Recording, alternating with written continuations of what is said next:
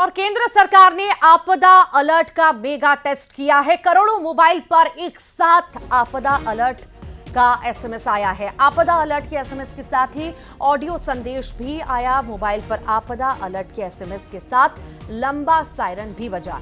Alert SMS के mock drill से घबराएं नहीं और स्वदेशी तकनीक से सेल ब्रॉडकास्ट सेवा शुरू हुई है। तो केंद्र सरकार ने आपदा अलर्ट का मेगा टेस्ट किया और करोड़ों मोबाइल पर एक साथ यह आपदा का अलर्ट आया। एसएमएस आपदा अलर्ट के एसएमएस के साथ ऑडियो संदेश भी आया। आपको बता दें, मोबाइल पर आपदा अलर्ट के एसएमएस के साथ लंबा सायरन भी बजा और साथ ही साथ अलर्ट एसएमएस के मॉक ड्रिल से घबराना नहीं है। स्वदेशी तकनीक से सेल ब्रॉडकास्ट सेवा शुरू हुई है।